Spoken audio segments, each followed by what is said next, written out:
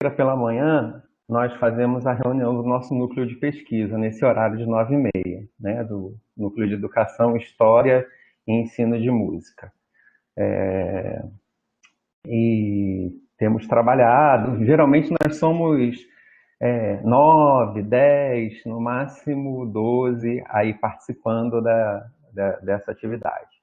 E semana passada nós estudamos um texto que foi escrito pela professora Suzana, que está nesse livro, Sons de Outrora. E nós gostamos muito de estudar esse texto, foi uma experiência muito boa. E aí eu falei com eles que ia convidar a Suzana para hoje estar com a gente, para compartilhar um pouco da trajetória dela conosco. E então nós abrimos também, convidamos os professores do curso de música, convidamos os professores da pós, convidamos os alunos também. Eu entrei pela plataforma e também convidei os alunos do curso para compartilhar esse momento, né, com a Suzana, que é uma pessoa tão, assim, tão especial, tão experiente, e que, assim, a gente tem certeza que tem muito a contribuir. Então, nós convidamos a Suzana. Hoje, assim, já que é um dia especial no núcleo, né? Eu queria começar com uma música. Eu recebi hoje de manhã uma gravação lindíssima do coral da Arte Vitarese, né, que rege o Coral Infantil do Rio de Janeiro, e também um coral de alunos da FRJ, fez uma gravação belíssima, belíssima, de uma música que é uma oração, né? Independente de questão religiosa ali ou não, é uma música que eu conheço desde pequeno, desde a minha infância, e eu achei a gravação belíssima, lindíssima. Então eu queria começar a nossa reunião hoje de uma maneira diferente, escutando essa música, tá bom?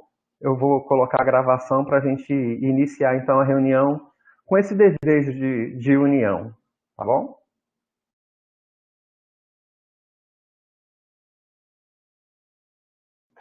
Bom dia, Apareceu. tá? Bom dia, professor Cássio, que também está aí, nosso professor de cordas, de violino. Temos a professora Alba, professora de regência. Temos a professora Jacinta, que é professora de percepção e canto. Tem mais algum professor do curso? Acho que somos nós, né?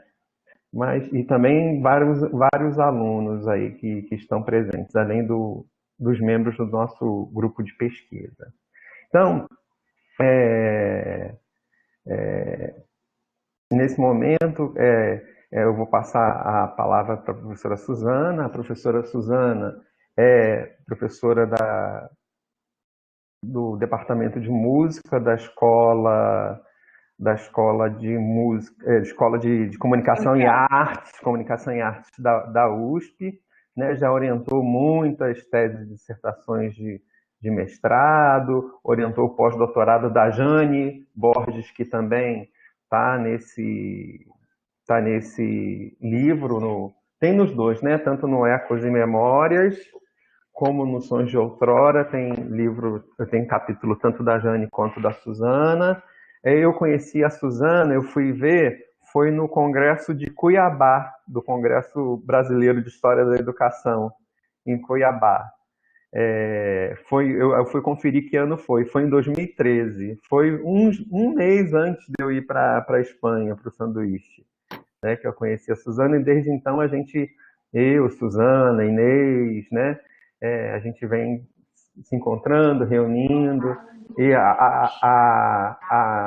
sendo que Suzana e Inês já têm uma trajetória antes da minha, né? Eu vou passar a palavra para a Suzana sem mais demoras, e aí a Suzana vai falar um pouco sobre sua trajetória, como a gente pediu. Ela também tem uma apresentação que vai apresentar alguns documentos. A Suzana já é quase livre docente, né? Está com tudo pronto para Não fazer sei o se concurso. você. Está com tudo preparado. Então, falar do memorial dela não vai ser difícil, porque ela está com tudo pronto para a prova de livre docente da USP, mas a prova não foi marcada por conta da pandemia.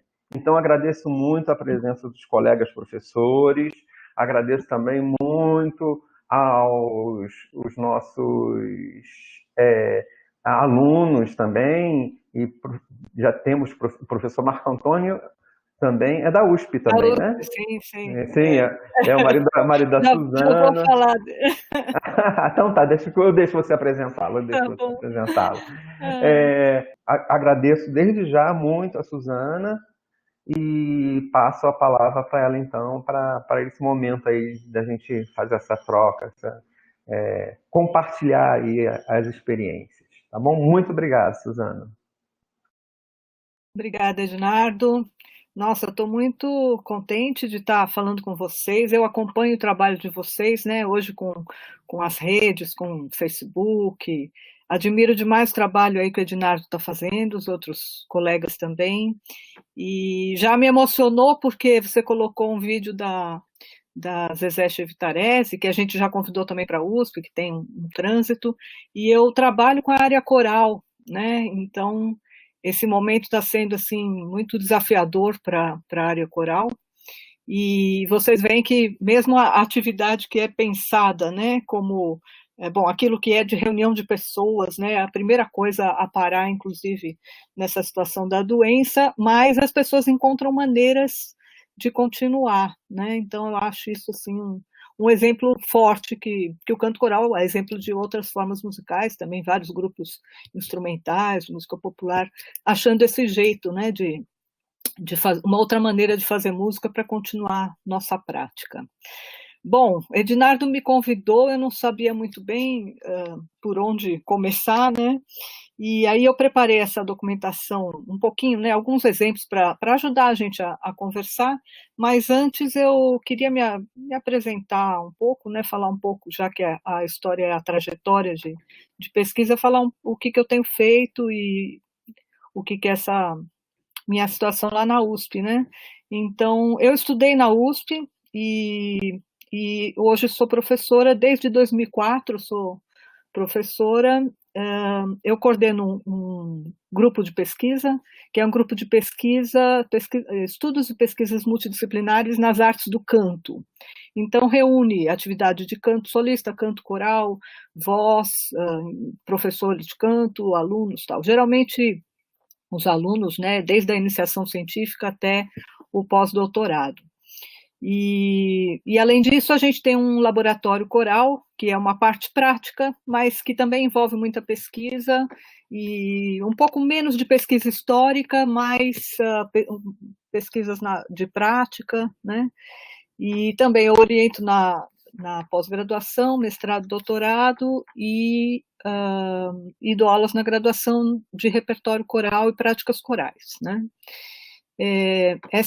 Eu queria só mencionar, você falou da Jane, a Jane foi na verdade quem me levou para fazer um doutorado em História da Educação, porque ela tinha feito um mestrado lá, e aí ela resolveu fazer o doutorado na educação, e depois ela voltou para o pós-doutorado, mas quem orientou o pós-doutorado da Jane foi o Marco, que está aí, o Marco Antônio, que é professor de regência coral. Agora ele se aposentou e está como professor sênior, cuidando de um projeto super importante para a gente, que é o Coro de Câmara Comunicantes. Então, eu não fui a orientadora da Jane. Na verdade, a Jane é uma colega, né? E que é também uma inspiração para mim, porque foi antes de mim para a educação e terminou me chamando, me motivando. E agora eu também fico sempre puxando para que ela continue os trabalhos de história da educação, porque o perfil que a gente tem na universidade cada um tem a sua trajetória individual, né? A sua história do que fez, como é que foi parar na música, na universidade, e eu sempre falo que dentro da universidade, às vezes a gente é encaixado, assim, num lugar, né, e o que não impede a gente de explorar e abrir esses lugares. Então, por exemplo, eu não dou uma disciplina de história da educação musical dentro da USP, né, mas eu trabalho com isso, junto com as outras coisas, né. Na verdade, o meu doutorado, quer dizer, para a gente. Deixa eu ver se eu consigo organizar um pouquinho. Eu estudo música desde criança, né? Na verdade, eu sempre falo que minha principal linguagem é a música, Eu sempre me dividi entre a música e o texto, eu adoro escrever, né? Mas a minha linguagem principal é a música e eu aprendi a ler música antes de aprender a ler. Eu comecei a estudar piano com 4 anos, então eu já sabia ler partitura antes mesmo de ser alfabetizada, né? Então, para mim, eu sempre falo isso, que minha primeira língua, na verdade, é a música, né? E aí continuei sempre estudando música como ensino particular, depois entrei no conservatório, e naquele momento de decisão de carreira universitária, né, de fazer, bom, vou prestar uma faculdade, o que eu vou fazer? Eu estava também acabando o conservatório de música, e aí eu fiquei com uma enorme dúvida, porque no conservatório eles diziam, não, você tem que fazer música, e na escola eles diziam, não, você é tão, né, tem boa em outras coisas, tal, fazer outras coisas. E aí eu, sem saber decidir, resolvi fazer as duas coisas. Então eu fiz uma graduação em música, em piano, continuando, na verdade, numa faculdade particular que era dos mesmos donos do conservatório onde eu estudava, e resolvi prestar jornalismo. Depois de muito pensar em prestar história, mas aí tal, o que eu ia fazer? No fim, achei que o jornalismo era uma carreira com mais prática, mais maneiras de me colocar profissionalmente, e terminei fazendo jornalismo. E fui seguindo isso, né, as duas coisas paralelamente. No dia que eu, na verdade, arrumei um emprego em jornalismo, eu estava com uma entrevista, assim, que era bastante provável que eu ficasse com a vaga, e aí eu desisti, não fui, e resolvi que eu ia fazer música. E aí prestei de novo para a USP, eu tinha feito jornalismo na USP e música numa particular. Prestei vestibular de novo, não falei para ninguém, nem na família, e entrei na música. E aí eu entrei no curso de composição. Eu não sou compositora, não me acho compositora, mas esse curso foi muito importante como a parte teórica que ele me trouxe, etc., né? E aí, bom, formada, fui trabalhar e fui indo para a área coral, na verdade, eu fiz composição, mas trabalhei mais com regência do que composição, continuei com piano, história da música muito, análise, etc., e foi passando, aí eu resolvi fazer um mestrado em musicologia, e o meu mestrado foi sobre obras corais, na verdade um tema bem musicológico mesmo, sobre as obras sacras de um compositor brasileiro, Henrique Oswald, e foi isso que eu estudei no mestrado. Passou também muito tempo, aí entrei como professora na USP ainda como mestre, prestei um concurso, entrei como mestre, e aí que eu fui fazer o doutorado em História da Educação. E nesse doutorado em História da Educação, na verdade, ele vinha ancorado de uma prática também musical, que era, em um determinado momento, a gente, eu e o Marco, que está aí, que é meu marido e é professor, a gente tinha um coro feminino. E eu fiquei responsável por trabalhar com o repertório desse coro, levantamento de repertório e tal. E começou a me chamar a atenção a quantidade de músicas ótimas que a gente tinha e como os compositores, esses compositores que escreviam para outras formações musicais, como eles tinham escrito para coro feminino e às vezes até uma formação de vozes iguais que podia ser o coro infantil ou o coro feminino. E me intrigou, assim, nossa, por que tem tanta produção para vozes femininas, né? Que nem sempre você tem coro misto, mas nem sempre tanto. E aí é que eu fui estudar, então, a história dessa produção e por que coro feminino, e fui chegando na temática das mulheres, né? Que foi o tema do meu doutorado. Então, meu doutorado, ele foi sobre a produção escrita por mulheres sobre música. Mas eu comecei com a ideia de ver, bom, assim, se essas mulheres se formavam esses coros, tal, é porque tinha alguma formação, quer dizer, tinha uma formação associada. Qual era a história da formação dessas mulheres, né? E aí é que eu cheguei no doutorado, que foi, então, voltado para essa produção das mulheres, e aí eu levantei muita coisa. Depois, no final aqui dessa apresentação, dar uma ideiazinha, né? Mas muita coisa escrita por mulheres, e fui tentando mapear esses campos disciplinares, né? Onde que essas mulheres atuaram e por que tinha muitas mulheres em algumas áreas, como em piano, canto, na teoria musical, no canto orfeônico, e não tinha em outras, né? Então, por exemplo, os instrumentos, alguns instrumentos, você não verificava uma produção de mulheres. E por quê? Bom, aí, claro, não vou contar todo o meu doutorado aqui, mas teve momentos em que até a prática instrumental era proibida, proibida mesmo, assim.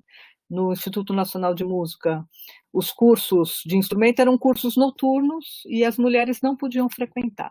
Bom, enfim, a gente vê que onde eu estou querendo chegar com vocês, que na minha trajetória, a musicologia e a história da educação estão muito unidas, e talvez, se eu consigo passar aqui, isso, consigo, acho, né?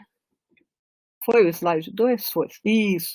E aí é que a gente chega nesse, que o Ednardo comentou aí da livre docência. Suzana, a gente não está vendo o seu slide. Ah, não? Não, não. Ah, eu estou vendo. Então, o que será que eu tenho que fazer? Você tem que ir no maisinho, ir lá no mais. Eu estou vendo o slide dela.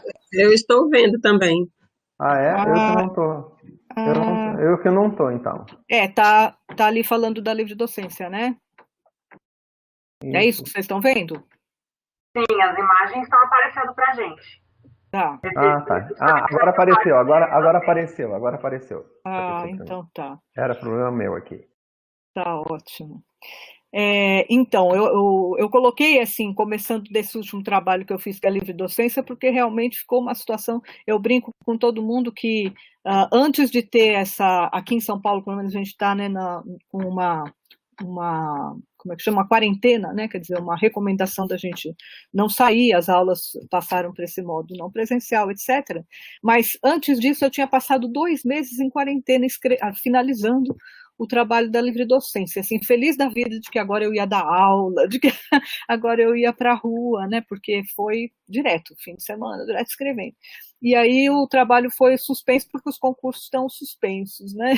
Mas aí eu deixei o título aí para vocês e vou comentar algumas coisinhas depois, mostrando que na minha trajetória eu estou sempre tentando integrar essa perspectiva da história da educação, né, a história do ensino musical, da formação, também da música na escola, da música em outros espaços não escolares, junto com a musicologia, que é, de repente, analisar questões das práticas musicais, principalmente, de como esse repertório é abordado, quem faz, né? Quem faz esse trabalho, então quem são, por exemplo, essas coletâneas de canções, quem são os autores dessas coletâneas, né? E aí, se vocês tiverem alguma questão, eu posso até falar depois. E aí, por exemplo, eu coloquei esses apêndices porque nesse levantamento, os meus levantamentos iniciais, assim, quando eu finalizei a primeira versão desse trabalho, que é de alguns anos atrás, eu tinha, assim, 40 coletâneas e era um monte, assim, 30 e 40, né? E agora, quando eu fui trabalhar para a livre docência, eu continuei pesquisando, cheguei a 80 coletâneas de canções brasileiras, com tipos diversos de publicações, né? Muitas são trabalhos escolares, outros são trabalhos musicológicos, né? Trabalho lá do Mário de Andrade, que de repente tem várias melodias localizadas lá, e aí eu incluo também nesse levantamento. E esse apêndice B, que são os sites que já é um pouco voltado para o meu outro trabalho, né, que é a prática musical. Então eu estou sempre também puxando as pessoas que são músicos, músicos práticos, que vêm fazer os cursos de canto, de piano, de regência, mas alguns têm habilidades assim incríveis de pesquisadores e de pesquisadores em história. Então, eu tenho uma aluna atualmente, era pianista, aí foi para a área coral, tal, e agora ela está estudando as práticas corais e ela tem assim um perfil muito forte ligado à história também, né? Então, por isso que eu coloquei esse slide aí para falar de onde eu estou neste momento, né? E aí eu trouxe um pouquinho algumas coisas para mostrar para vocês. Tem alguma questão, Ednardo, alguma coisa antes de eu entrar nisso daqui que queiram perguntar, que queiram...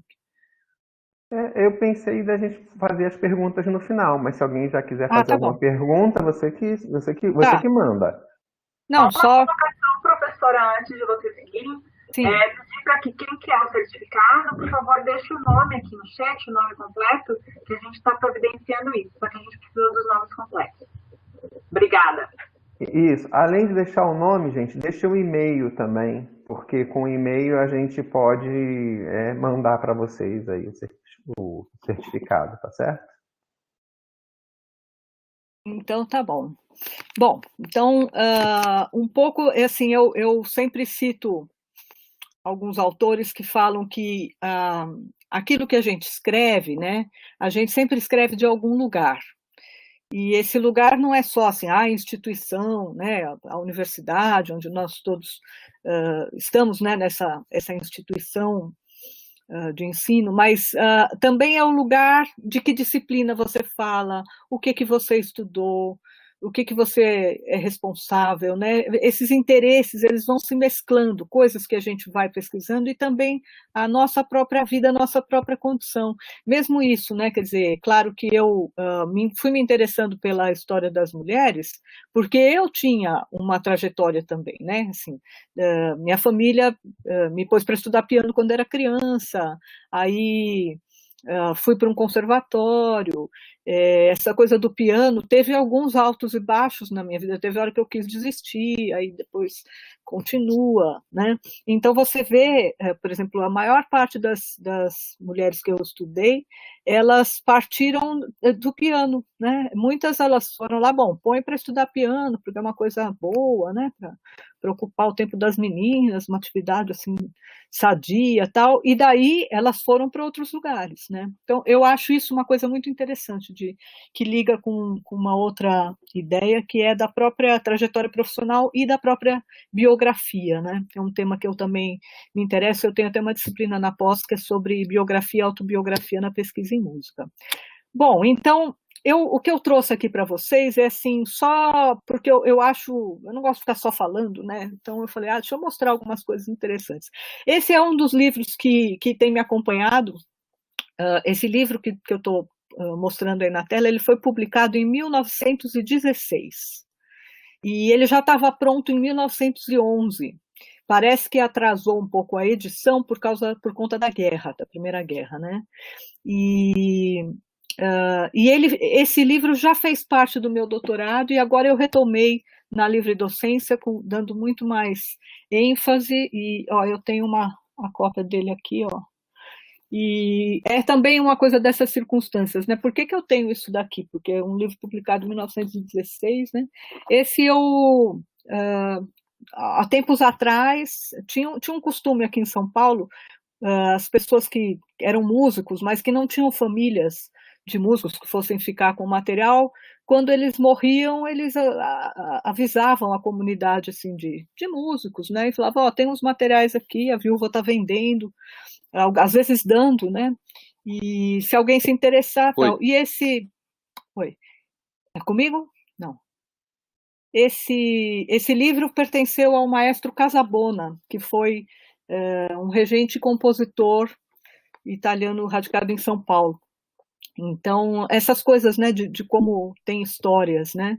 É muito interessante que a gente vê aí, na capa desse livro, dá para perceber aquela ideia que foi muito formadora do modernismo brasileiro, das três raças, né, da integração das três raças e tal.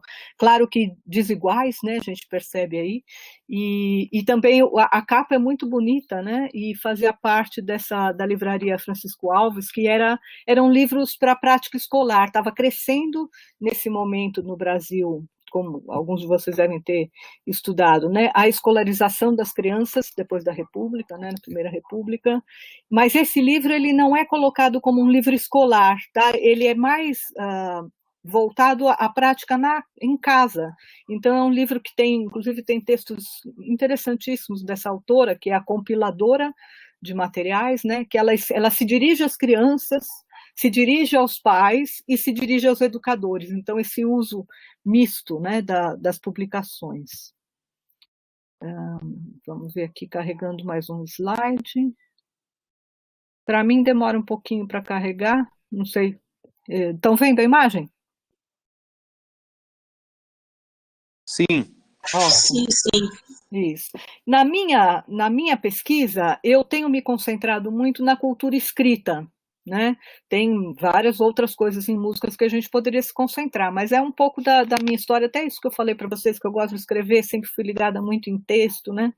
E então, nas minhas pesquisas em história da educação, eu me concentro muito na ideia da cultura escrita. E eu gosto de dizer que o ensino musical no Brasil, na primeira metade do século XX, né, ele partia de uma dupla cultura escrita, porque você tem a escrita de texto, né, que todo mundo domina, e a escrita musical, a notação musical, né? Então a gente vê num livro como esse que ele é voltado para os pais, educadores e crianças, e aí ele tem esses vários discursos misturados, né? Então tem muitas recomendações, às vezes tem observações, por exemplo, esse Babé, aí ela fala que isso está relacionado à prática da escola, de recitar, né? de decorar, inclusive ela critica isso, ela não é adepta de decorar, ela é pelo ensino ativo, né, essa professora. Tem ilustrações, então ela reclama também que no Brasil a maioria dos livros para criança não tem ilustrações, então tem que ter um trabalho conjunto, né, dos autores também trazer para ter ilustrações, porque a criança gosta do desenho. E tem outras coisas que é essa canção aí, por exemplo, eu vi uma barata, né?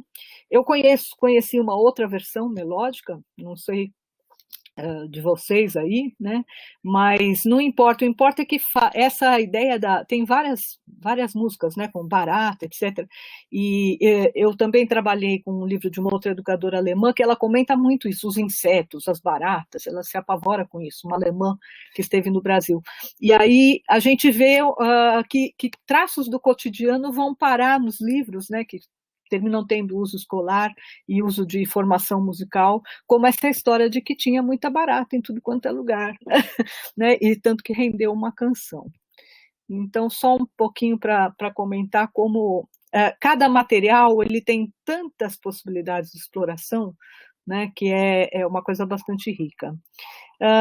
Esse slide que eu estou pondo aí, são dois agora, um que vai falar da relação entre a escrita e a atividade docente, e o outro que vai falar da relação com a atividade musical, né?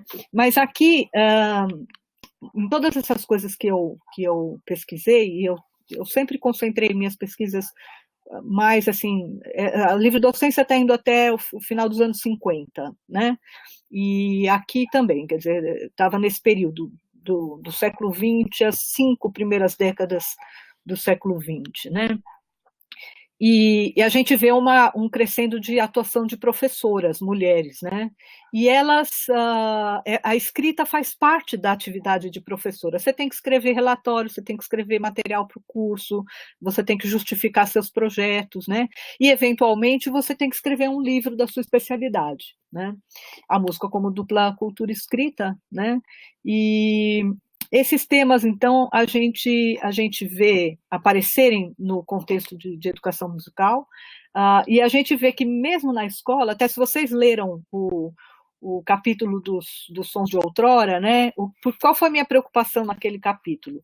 Já tem muitos trabalhos super importantes, inclusive a gente tem um corpus de trabalho muito bom sobre o canto orfeônico, explorando vários aspectos. Claro que o primeiro que foi explorado era a relação com as políticas de Estado, né? E a questão toda de pensamento, de valores embutidos ali, mas sempre me chamou a atenção, sempre assim, bom, tá bom, tinha tudo isso, mas a gente teve músicos muito fortes como músicos, né?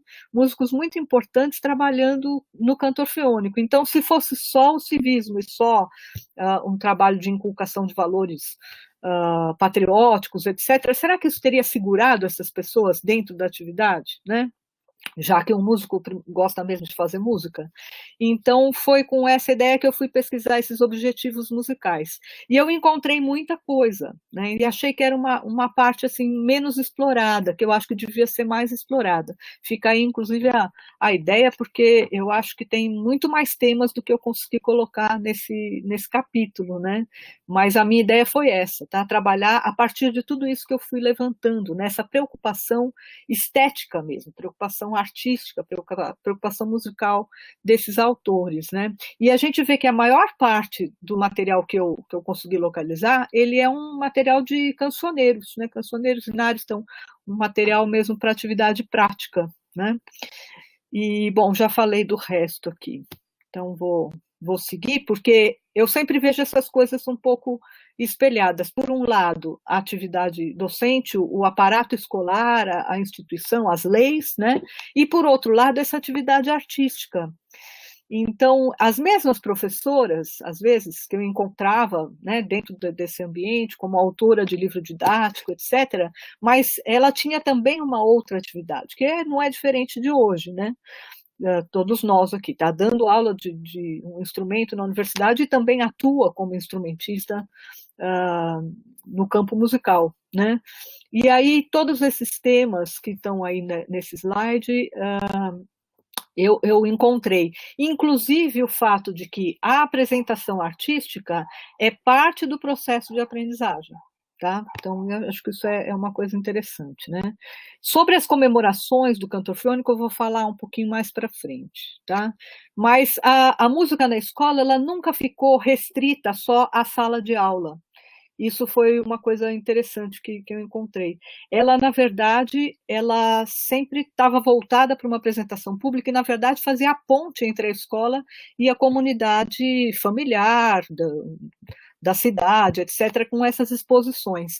Vou fazer um paralelo que eu não tinha feito em outro momento, mas hoje, quando você mostra o coro da Zezé, né, com as crianças em casa, e às vezes até com os pais, e colocando isso para o público, eu acho que é a mesma função, né? Aquela atividade que era restrita a quem está lá dentro, fazendo ensaio, né? E de repente isso vai para um ambiente maior. Carregando aqui. Pronto. E aí, então, nesse trabalho eu acho que uma coisa que a gente fala muito em história da educação são as fontes, né? As nossas fontes de pesquisa, o nosso corpus de pesquisa, etc. E aí eu pus assim, algumas capas, são todos trabalhos que estão na listagem do meu... Todos não, né? Os 3 primeiros estão na listagem do meu doutorado, o segundo não, porque não é uma mulher, né? Mas era tudo dentro do mesmo período, né? Praticamente no mesmo ano ali, 4 materiais diferentes, e eu trabalhei muito, então, o impresso como fonte, né? E aí o impresso como fonte, ele não é só o conteúdo, por exemplo, o conteúdo das canções ou os pontos, né, de um curso, quando é no caso de um curso de canto orfeônico, por exemplo, mas todo o aparato, por exemplo, nesse Orfeão na Escola Nova, que eu escrevi também um artigo especificamente sobre ele, tem todo um aparato de valorização daquilo. Então, esse, por exemplo, tem textos de outros músicos, né, que vão autorizar. Ela tem texto do Villa-Lobos dizendo que a autora foi aluna dele, então que o que ela está relatando ali é um conteúdo que ele corrobora, né? Então, todo esse aparato do impresso, né, como ele se materializa e como ele se entrega para o público, tem coisas além do que a gente normalmente diria que é o conteúdo, como a própria capa, né? Essa análise da iconografia, o que ela está querendo dizer, né? Então, eu acho que isso talvez seja uma coisa interessante para a gente pensar. Indagar as fontes, né? O que essas fontes informam. Vocês estão vendo a foto aí? Tá dando certo. Sim, sim. Então, essa foto eu acho super interessante, eu não sei se vocês sabem, mas alguém diria assim, o que é essa foto? Só para eu não falar só eu aqui, né? Alguém gostaria de comentar o que acha que é essa foto? Talvez um coral com um regente? Não, não é. Talvez uma escola de formação de professoras de música, uma turma de formação de professoras de música. Também não é. É interessante essa foto. Vamos ver, assim, antes de dizer o que ela é, o que ela mostra. Poderia ser essas duas coisas que vocês falaram, tá? Poderia perfeitamente ser. O que a foto mostra? Eu vejo a questão central do homem, né? O homem o homem no centro. E cercado de mulheres, né? Que mais?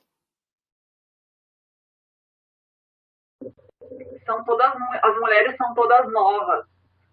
São... Parece a formação. Exatamente. Alguma coisa. Elas são jovens, né? Tem mais uma coisa que me chama a atenção, que é a postura, né? Você vê que é uma foto informal, tá? Para o período. Ó, uma está com a perna para um lado, a outra está para o outro, né? Então ela não é, por exemplo, os coros geralmente têm uma postura muito mais formalizada, mais igual, né? Aqui é bem informal, mas mesmo assim tem um jeito de colocar a mão, tem um jeito de colocar os pés, né? E tem uma articulação em torno dessa figura. Essa aí é a classe de piano do Camargo Guarnieri. É o Camargo Guarnieri aí no meio, você vê que ele tem o braço de um jeito diferente, né, assim, cruzado, e as meninas a mão no colo, assim, né. E então é uma formação, mas não é uma formação escolar, é uma classe de piano, são alunas individuais que formam essa classe dele, né. Então é muito interessante a gente ver a iconografia. Tem mais uma imagem que eu queria mostrar para vocês. Esses aí, não sei se vocês conhecem esses. Tem um que está escrito ali, mas está tão apagadinho. Alguém saberia?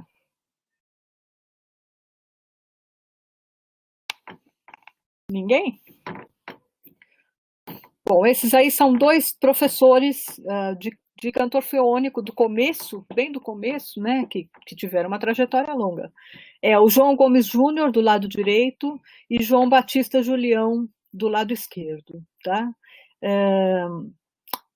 Não sei para vocês, mas alguma coisa chama atenção, assim, comparando essas duas imagens? Formalidade, né? Terno, gravata.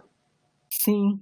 Parecem pessoas muito importantes para a época. Sim, exatamente.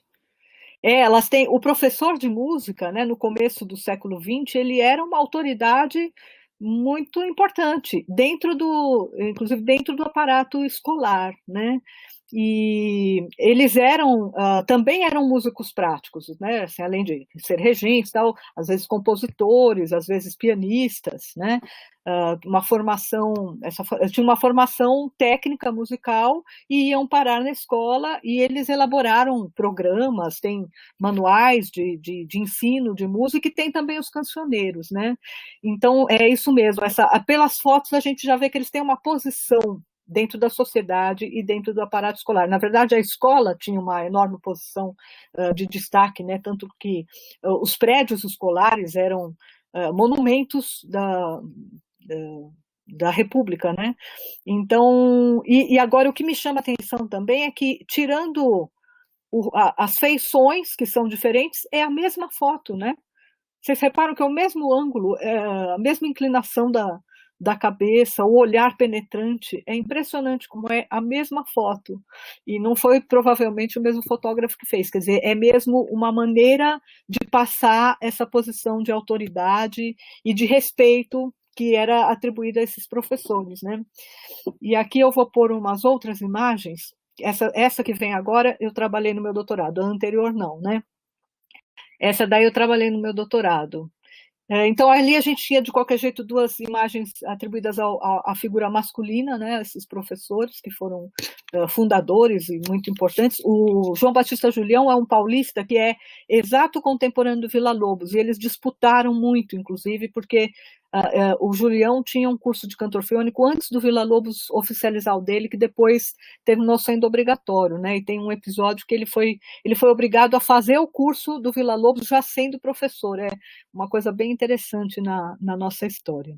Agora, aqui já é outra questão, né? A Guiomar Novaes foi uma pianista muito conceituada, concertista com carreira internacional, então uma mulher vista como uma profissional da música, e ao mesmo tempo essa foto dela com a filha no piano, ela é muito conhecida, essa foto, né? Onde ela faz uma afirmação da artista internacional e também da maternidade.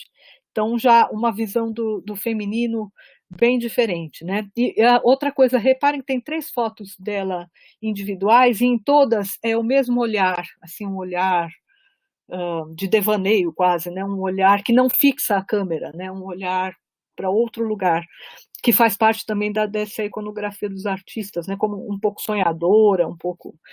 Essa foto do canto direito, que é ela criancinha, isso está em vários livros de ensino de piano como um exemplo. Então, essa foto foi muito importante para fazer as famílias e as crianças valorizarem esse ensino da música, o estudo da música, né? Porque olha o exemplo da Guiomar Novaes, né?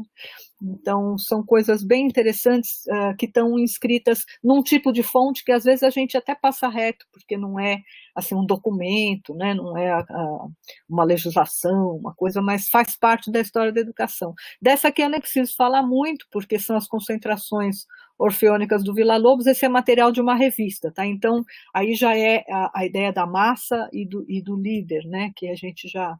E o Edinardo já deve ter falado muito para vocês, só pus aqui meio como homenagem ao Edinardo, porque eu sei que ele trabalha muito com Villa-Lobos. Aliás, Edinardo, vou aproveitar para dizer que a gente escreve as coisas e depois não avisa, né? Mas na minha livre docência que está suspensa, tem um agradecimento para você, Inês e Jane, por compartilhar essa temática da educação, da história da educação musical que a gente gosta tanto, né? Obrigado, fico feliz. Depois eu te mando o texto. Mas muito obrigado. Muito obrigado. Então, aí agora eu vou mostrar para vocês algumas capas, ainda sobre a documentação. Esse material que eu tenho trabalhado são capas de livros, né, que a gente vai analisando. Então, esse é de uma mulher, da Celeste Jaguaribe, e é um material já especializado, tá? Não é é uma coisa já de aperfeiçoamento no canto orfeônico. E esse do Fabiano Lozano, não sei se você conhece esse, Edinardo? Esse Conheço não conheço não, esse eu não conheço. O Fabiano Lozano, ele escreveu vários cancioneiros, mas escreveu alguns livros que é uma mistura de texto e música, muito interessante. Olha a capa, né? Caminhos do Coração, o coração, aqueles rios como caminho. Ele é citado pela professora Jane no capítulo do livro aqui, do Sons de Outrora. Isso mesmo. Ótimo, aí agora vocês concretizam. Eu acho que as imagens concretizam, né, as coisas que a gente estuda, então ótimo, aí agora deu para concretizar. Tem esse outro, Alegria nas Escolas, e aqui um outro que é também de uma mulher, que é Nossos Avós Contavam e Cantavam, chamando para essa ideia da memória, né, da memória até familiar nesse cancioneiro, tá? Tem um monte, né, que eu falei que eu estudei 80, então tem um monte de capas, mas aí eu selecionei essas aí que eu acho legais, né? E há um tempo atrás, eu não sei se Edinardo estava nesse congresso, mas eu apresentei um trabalho num congresso em Portugal, naquele Luso Brasileiro, que era sobre essa frase aí, abrilhantar a festa. Então, é um pouco uma coisa que a gente encontra muito na documentação, que é a música relacionada a essa ideia da comemoração e o papel da música. Fala, Edinardo, você ia comentar. Não, eu estava. Você estava. Então, não sei se você estava na abertura, porque as pessoas que eu tinha algumas pessoas que vinham aqui da USP e tal, que eu conhecia, algumas até de Portugal também, que sabiam que eu ia apresentar esse texto. E aí, na hora que teve a cerimônia de abertura, claro, chamaram um coral para fazer a parte musical, e a pessoa que estava apresentando foi lá e falou: e agora, para brilhantar a nossa festa, e a música, né? Então, sempre me chamou muita atenção, e nesse texto que eu escrevi, tinha duas autoras e elas tinham posições diferentes com relação a essa função da música, que incomoda às vezes a gente, né? Você dá um duro danado para preparar as coisas e tal, quando está em sala de aula com crianças, que faz acontecer a música, a gente sabe o quanto é difícil ter o resultado, e aí quando você vai lá, é como se fosse só tá brilhantando a festa, é um enfeite, né? Aí brilho, né? Enfeite. E essas duas autoras, uma dizia que isso era um absurdo, que a música era um conteúdo, que ela não estava lá para brilhantar nada, que a música era um conteúdo em si, que devia ser respeitado como uma disciplina escolar, etc. E a outra professora diz: não, eu tenho sempre umas músicas preparadas, porque o coro é chamado para fazer parte de uma festa, para brilhantar a festa. E essa autora que defende, ela escreve exatamente essa expressão, né? Está no texto dela, da Maria Amorim Ferrara. É uma daquelas que eu pus no slide lá atrás, né? Então, a festa é a festa familiar, né, a festa de vários caráteres, festa nacional, etc., mas é também a festa escolar, né, e isso dá visibilidade. Eu acho interessante a gente colocar essa perspectiva, porque até hoje, quando eu vou apresentar corais lá do nosso laboratório, alguém vem dizer que a gente está abrilhantando. Tem um lado bom, né, porque abrilhantar é sinal que está deixando mais bonito, etc. Mas também tem um lado que às vezes incomoda, porque é como se a música não fosse vista com a mesma seriedade do que outras disciplinas, né? Então fica aí para vocês, quem sabe, ver se isso está problematizado em outros textos, em outros documentos, registros de imprensa. Acho que é uma coisa interessante sobre essa relação da música com a história e com a escola, né? E aqui uma outra, eu adoro esse documento, tá, que eu estou expondo aqui para vocês. Está um pouquinho clarinho de ler, mas eu acho que dá, né? Que é uma outra temática muito associada à música, dizendo que, bom, música é só harmonia. E aí a gente não está falando só da harmonia dos acordes, etc., dos encadeamentos, mas a ideia de que tudo está harmônico, tudo está tranquilo, tudo está equilibrado, né? E essa ideia de que a música é toda harmonia, que está nos livros, tá? Quando a gente lê, por exemplo, o livro da Leonila lá sobre o Orfeão na Escola Nova, ela cansa de falar que a música é aquilo que deixa tudo bem, tudo, o ambiente tranquilo, a música tem essa função de harmonia, de juntar, até no vídeo que a gente viu da Zezé, tem esse pedido, né, porque a música realmente tem essa capacidade. No entanto, na hora que você vai analisar um pouco mais a documentação do que acontecia ali no dia a dia, o que eu encontrei, que eu também falo no capítulo ali dos sons, né, foram tensões, disputas e confrontos. Eu encontrei um relatório de uma professora de português reclamando do Villa-Lobos, dizendo que ele estava atrapalhando o desenvolvimento do curso dela, porque essa história de fazer aquelas concentrações, tirar os alunos da sala de aula para ensaiar música, e a disciplina que ela tinha que dar. Então, ele estava atrapalhando mesmo. Cortou, estou vendo que cortou um pouquinho ali. Mas era isso, tá? Para dispensar aulas para fazer os ensaios musicais, né? E aí, então, nessa ideia de que nem tudo era harmonia e só beleza, eu encontro esse documento que é o programa da SEMA, né? SEMA, que era a superintendência, depois o serviço de superintendência, dependendo da época, de educação musical e artística, que foi coordenada pelo Villa-Lobos, né? E esse documento estava no arquivo da Seção de Barros Barreto, que era também professora, também autora de livro, uma pessoa com uma formação muito grande. E aí, na hora que fala ali, o texto diz de fazer jogos, de fazer outras atividades, etc., bem nesse momento ela coloca ali, programa do SEMA, quanta bobagem. Então, mostra que, claro, está no arquivo pessoal dela. As declarações públicas, várias declarações super elogiosas ao Villa-Lobos, que realmente merecia as declarações de elogio, mas não quer dizer que não tivesse críticas e que não tivesse uma coisa que faz ela escrever de punho ali, quanta bobagem, quer dizer, ela é crítica àquele sistema que foi implantado, né? Suzana, até vale destacar aqueles relatórios que ela faz sobre... Exatamente.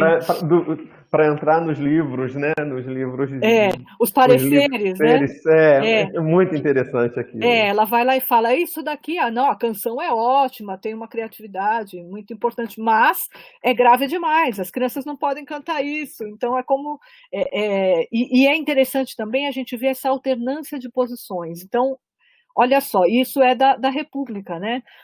Aquele que era a maior autoridade em música, que é o Villa-Lobos, para ter o livro publicado, tem que se submeter a pareceres, como nós, né? Você escreve um artigo e tal, às vezes vem você escreve um artigo achando ótimo e tal, e alguém fala, não tá bom por causa disso daqui. É a nossa dinâmica, né? Então, essa dinâmica já está presente lá. Então, é muito interessante a gente observar isso também, procurar. Eu vejo, assim, com os alunos, às vezes eu vejo assim, o aluno está trabalhando no matemática, ele encontra várias opiniões, vamos supor, ou vários documentos que vão numa direção. Aí ele encontra um que está meio destoando ali, vai falando ou tem uma opinião divergente, ou está criticando, ou aparece...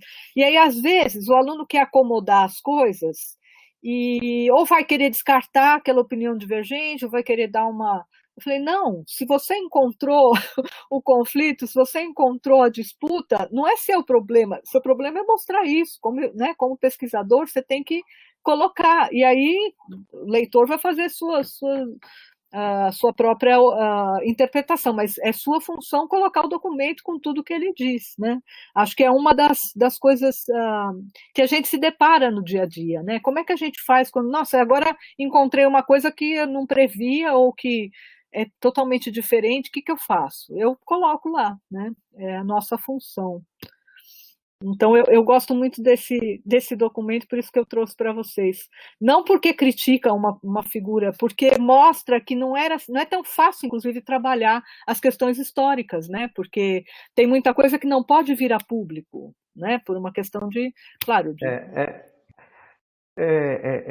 Quando você fala dessa questão dele com a seção de Barros Barreto, eu lá no Instituto, quando eu fiz a minha pesquisa, eu encontrei um livro de ocorrência e ela era muito amiga da diretora da escola primária do Instituto de Educação do Rio.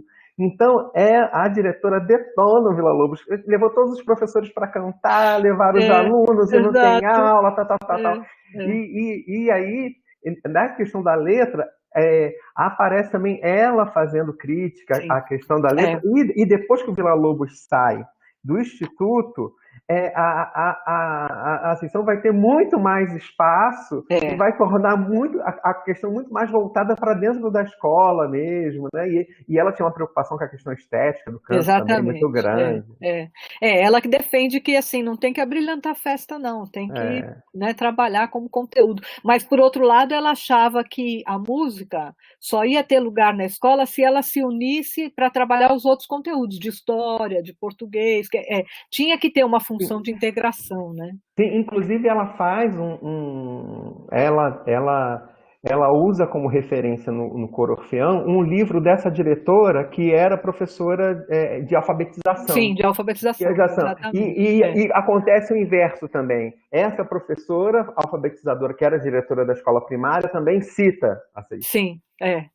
Essa coisa das citações cruzadas é muito interessante da gente ir analisando, né? Porque, na verdade, é isso, quer dizer, existe uma rede de relações e de posições, né? E, às vezes, a pessoa está numa posição institucional e ela tem atribuições e tem que lidar com isso tudo e com esses conflitos todos, né? Então, é interessante perceber que a música, apesar de, sim, claro que a gente trabalha a harmonia, trabalha a beleza, né? Mas não quer dizer que não apareçam outras coisas, né? E aí, no processo de estudo de história da educação, a gente encontra isso.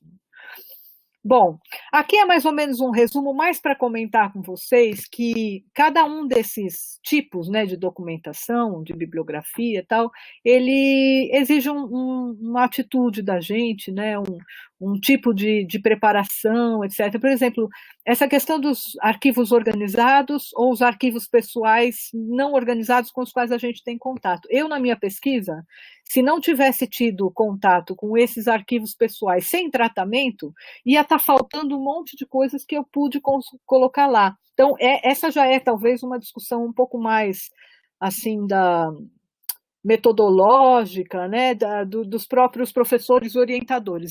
Eu tenho colegas que acham que a gente só deve fazer a pesquisa com arquivos já catalogados, organizados, públicos, e, claro, quando existe isso é maravilhoso, né? Eu consultei muitos desses arquivos, Edinardo também, alguns de vocês provavelmente também. Mas, dependendo do foco da nossa pesquisa, às vezes a gente tem que buscar em outros lugares. E aí esses arquivos pessoais, isso é uma coisa que me interessa muito. A gente não tem uma política assim de arquivos pessoais no Brasil, né? Embora tenha muita gente que trabalhe, pesquisadores que trabalham com esse tema, não tem uma política do que fazer com o arquivo de um grande educador, tal, que de repente não teve filhos. Alguns, né, que, felizmente, perceberam essa função social dos seus arquivos pessoais e doaram para as instituições, né?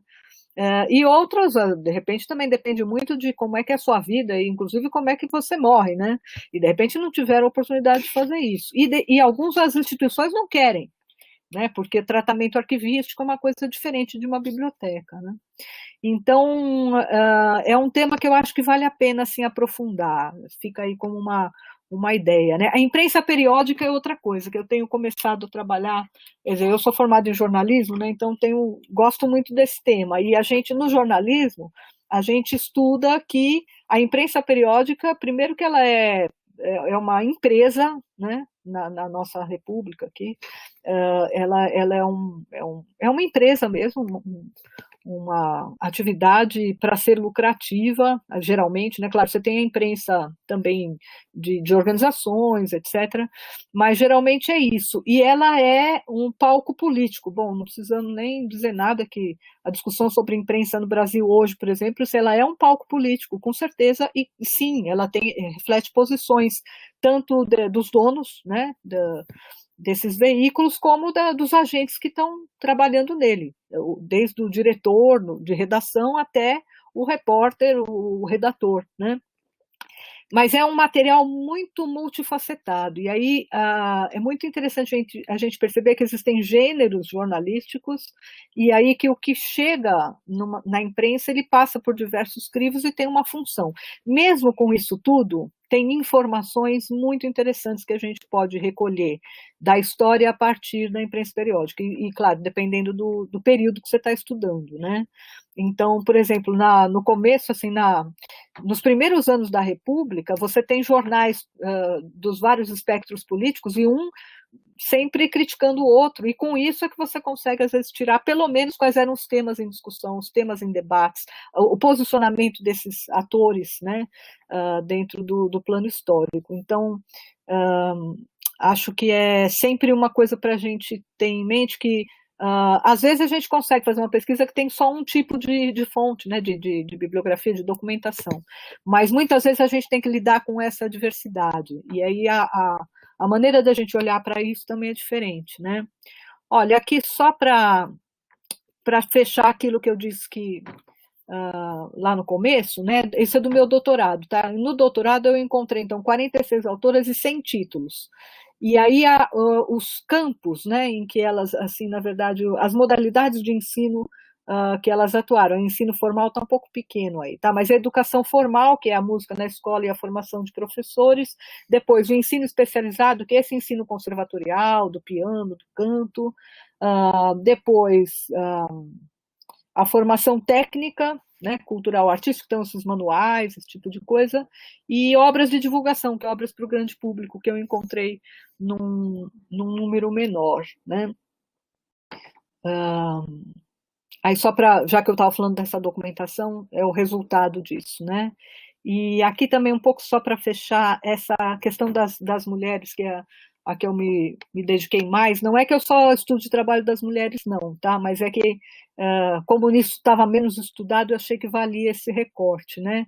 E aí essas disciplinas, o que eu encontrei é isso, tá? Isso é um pouco o resultado. Como disciplinas técnicas teóricas, a teoria musical, o solfejo, leitura, essa parte teórica, ela foi bastante ocupada, assim, um espaço muito ocupado por mulheres, né? Não exclusivamente por mulheres, tá? Deixando claro, mas um lugar onde elas puderam atuar. E nas práticas musicais, isso que eu já tinha falado, né? Os principais que eu encontrei são esses. E às vezes a gente não encontra. Hoje já mudou completamente esse panorama, né? E também em relação a contextos educacionais, que, claro, em história da educação também, a história da educação não é só a história da música na escola, né? É a história do ensino de música, dos contextos de educação musical, que às vezes, por exemplo, atualmente, a gente até tem uma lei, por enquanto, né, a gente tem uma lei de que a música deve estar na escola, mas é diferente do que foi, por exemplo, na época do canto orfeônico, ou na época dos primeiros anos da instrução pública republicana, né? Em alguns estados, em São Paulo, por exemplo, a gente tem, desde o começo, essa formação musical. E aí a gente tem esses outros espaços, né? Formação de professor, ensino superior, o conservatório de música, e até o ensino particular, que é mais difícil de trabalhar, mas que tem muita coisa. Eu tenho um aluno de doutorado que está terminando, ele já terminou o trabalho dele, também está só esperando para defender, mas ele trabalhou com o ensino particular de canto em São Paulo a partir de 3 professoras muito nucleares, assim, que só davam aula em casa. E, no entanto, a gente vê que tem um sistema de ensino que segue um modelo escolar. né? Então, são algumas coisas para, sei lá, de como eu penso esse tema, né? De uma maneira assim aberta. E para encerrar essa pequena apresentação, pequena não, que eu acho que eu já falei até demais, vocês devem estar cansados, mas eu queria falar da memória. A gente sabe, todo mundo que trabalha com história da educação sabe que memória e história são duas coisas diferentes, né? A memória é aquilo que faz com a continuidade de um determinado processo, e a história é um olhar organizado e sistematizado sobre algum fenômeno, algum momento, né? Mas eu acho super importante para a gente que está em instituições de ensino superior, a gente valorizar essa memória, que é tão importante na atividade musical, quando a gente memoriza, né, para poder ter uma prática musical, mas a memória dos professores, das instituições, essa questão da biografia, ou até os currículos, né? O que você seleciona que entra num currículo e depois sai do currículo, como que os currículos se repetem, né? Então, o que é valorizado dentro do ambiente musical. E, por fim, essa questão da memória ligada à afetividade e à relação entre as pessoas, né? Eu acho que isso faz com que a gente tenha muita documentação que pode ser tratada por um trabalho de história, tá? Então, queria deixar um pouco essas ideias mais como uma motivação, assim, para a gente seguir. Era isso, por enquanto. Suzana, muito obrigado aí pela belíssima aula, né? Compartilhar as suas experiências aí e dar várias entradas aí, né? Eu vejo, pensando aqui nas orientações aí dos nossos alunos, aí tem alunos de TCC, de iniciação científica, de mestrado, doutorado, acho que a sua fala aí é bastante significativa. Então, eu acho que agora a gente pode abrir para perguntas, né? Quem quiser fazer alguma pergunta aí para Suzana, alguma dúvida, aí está o espaço aberto aí para pergunta. Bom dia a todos. A professora Alba tem uma pergunta. Acho que como ela foi a primeira a se manifestar, a gente pode iniciar por ela. Sim. Com a palavra, Alba. Então, olá, bom dia a todos. Muito prazer, professora Suzana. Parabéns pela temática, pelo seu trabalho e trajetória. É muito interessante, muito importante. E eu gostaria de colocar a seguinte questão. Desde a realização do seu estudo e também como um possível desdobramento do seu trabalho, levando em consideração o argumento que foi mencionado, o impresso como fonte. Hoje, como a professora Suzana vê ou vislumbra o estado da arte, do estudo de gênero, nos contextos de ensino-aprendizagem da performance musical? Ou como ele dialoga com essa temática, né, adjacente? Em outras palavras, nos dias atuais, como seria possível ler os protagonismos e ou silenciamentos e em quais áreas específicas, seja ela canto, instrumento, orquestra, regência, composição, das mulheres no contexto dessa música do cânone da Europa Ocidental, aqui no Brasil. E o que isso poderia representar? Eu não sei até que ponto, obviamente, a sua abordagem, o seu material escrito, que eu não tive ainda acesso e gostaria de ter em breve, contempla essa questão do desdobramento. Mas o que tem sido escrito, falado, argumentado, discutido, e sobre que tipo de viés, ou que tipo de viés mais a interessa e por qual motivo, nos dias de hoje. Tá. Obrigada, Alba, ótima a sua pergunta.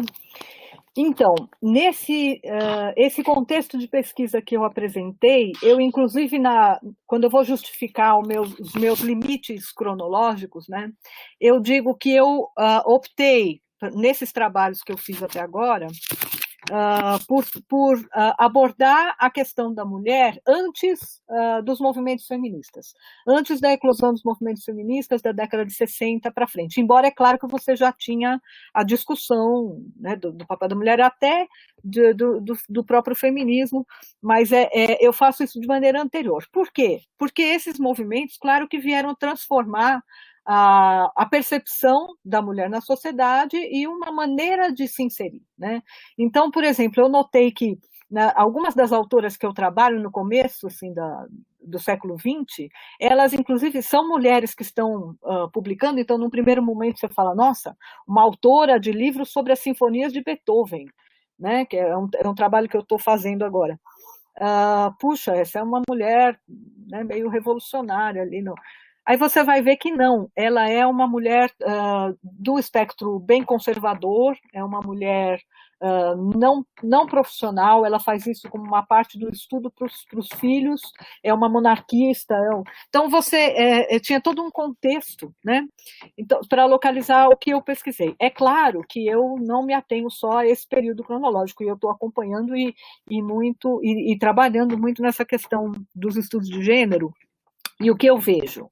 Eu vejo justamente que da década de 60 para cá, né, e a gente hoje fala em feminismos, não em feminismo, né, tem vários movimentos, realmente houve uma ocupação de espaço muito diferente. Então, por exemplo, de bandas ou orquestras só de mulheres, ou de instrumentos que estavam vedados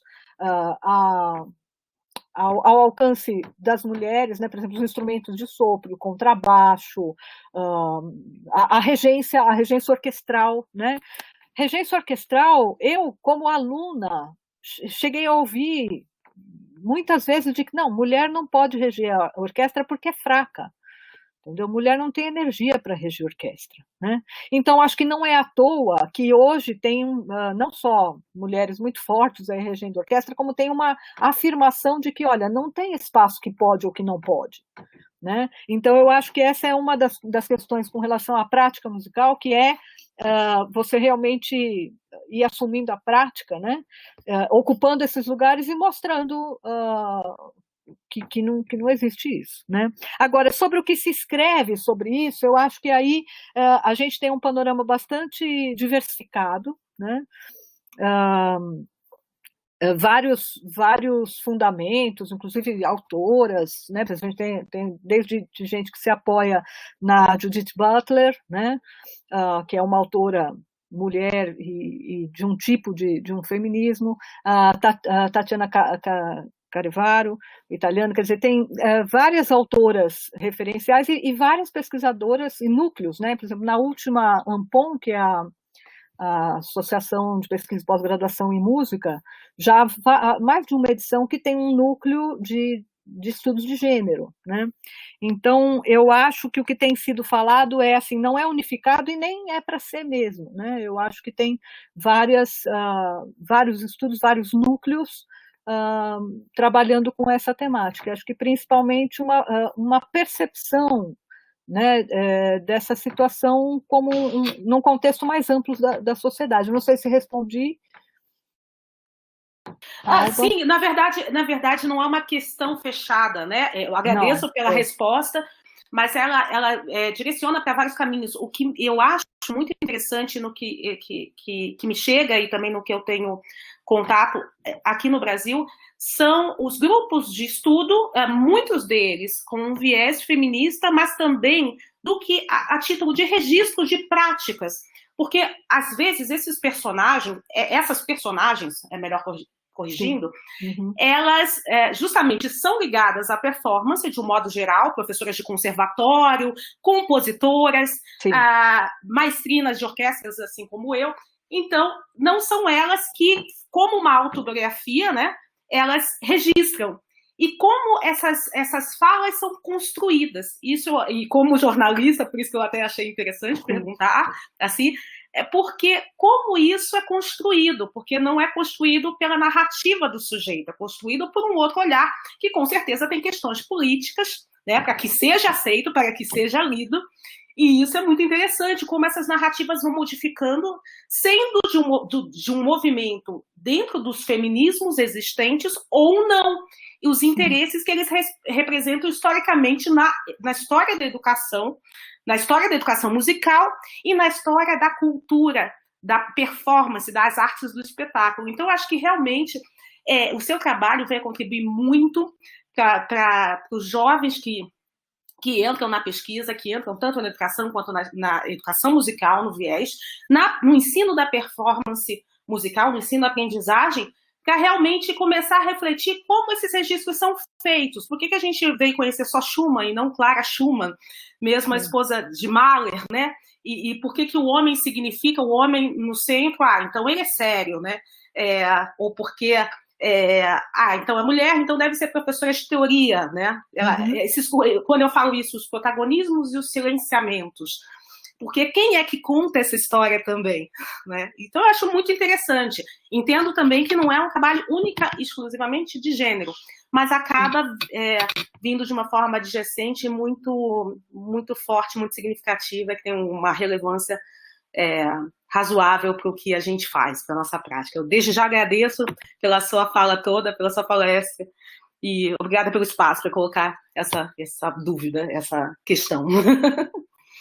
Obrigada, Alba. Acho super importante tudo que você falou. Você sabe que recentemente uma regente foi entrevistada aqui em São Paulo, uma regente de coro e de orquestra. E aí, aquela pergunta inevitável, e como é ser regente sendo mulher? Aí ela responde assim, eu adoraria que você perguntasse qual é a minha concepção de Mahler. Então, ilustra muito bem isso que você está falando, né? Que como é mulher, já você tem que chamar a atenção de, você é um caso excepcional, que é uma mulher que está regendo, né? E aí você dá a resposta justamente para dizer, né? Então, eu acho que tem muito a ser feito, e com certeza, essa questão das narrativas, agora, o que eu acho que é muito interessante ter as autobiografias, sim, sabe? Ter os depoimentos, ter as entrevistas, ter as autobiografias, aí no caso, né, já que estamos falando de mulheres, das mulheres, né, em suas práticas, ou mesmo nas discussões, né, como lidar com essa narrativa construída, né? Assim, acho que como experiência pessoal, com certeza todas nós teríamos coisas para dizer, né? E aí eu acho que é mesmo a ação, né? Tem uma coisa que é o discurso, tem uma coisa que é a ação, e eu acho super importante a gente valorizar essa ação e, claro, valorizar os discursos e questionar os discursos, né? Muito legal a sua fala, adorei. Muito obrigada. Só complementando aí sobre a questão da autobiografia, né? Das escritas autobiográficas em si, né? Não só de uma autobiografia escrita, né? Mas as escritas como um diário, né? Que a gente pode usar como documento numa pesquisa, as cartas, né? A escrita autobiográfica em si, que a gente não fecharia só numa autobiografia, né, formalizada ou em forma de livro, né? Sim. Ok, muito obrigada, viu? Com licença. Muito bem, agora a gente vai encaminhar a pergunta da Ellen. Ellen, você conseguir se conectar? Sim, bom dia. Me ouvindo? Sim. Primeiro, quero agradecer, professora, a sua participação. É muito bom você ouvir ao vivo e a cores a pessoa sobre a qual você está lendo. É muito bem-vinda à nossa reunião. E com a sua experiência em pesquisa, eu gostaria de saber, eu como uma pessoa que atualmente estou de posse de alguns acervos praticamente intocados, né? Tenho em mãos 30 anos da história do canto coral infantil, né, em Teresina. Esse material não foi tocado ainda, a regente ainda está viva, e outros materiais também. Então, eles estão ainda sem nenhum tratamento. Eu sei que vai depender da abordagem que eu vou querer dar a esses materiais, mas o que você recomendaria a uma pessoa que tem acervos pessoais, né, em sua maioria, e o que fazer primeiro para começar a explorar esses acervos? Nossa, que bom, não? Primeiro saber que tem acervos é tão bom, porque a gente sabe que tanta coisa das práticas, ela se perde no dia a dia, né? Ela é descartada. Até documentos institucionais que estariam dentro da posse de alguma instituição, às vezes são descartados, como, não tem valor, né? E os acervos, você tem um acervo de 30 anos de canto coral infantil, deve ter muita coisa aí. Eu não sou, a minha área de pesquisa, eu não sou da área de catalogação, de organização de acervos, né? Isso, até algumas vezes na minha vida, fui puxada para ir para esse lado, mas nunca foi uma coisa que me chamou, que me interessou. Então, tem algumas pessoas que são muito especializadas nisso, tem cursos até de tratamento de acervos, etc. Agora, o que a gente sabe para você organizar um acervo de 30 anos de prática, vai levar mais, sei lá, será que leva mais 30 ou pode levar 10? Então, tem uma coisa que é um tratamento organizado, né, sistemático dessa documentação, isso deve levar muito tempo. E, claro, aonde isso vai estar depositado, né?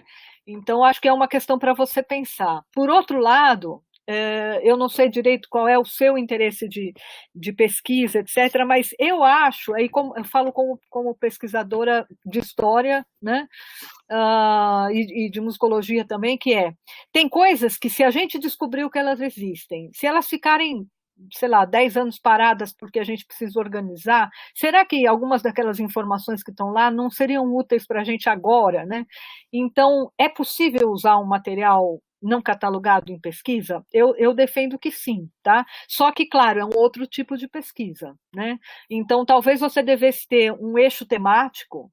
O que você está, dentro disso tudo, algum mapeamento. Claro que a primeira coisa seria escanear ou fotografar tudo, né? Você ter, e aí pode ter uma organização geral por data, por exemplo, né? Por data, dentro da data, os tipos de material, etc.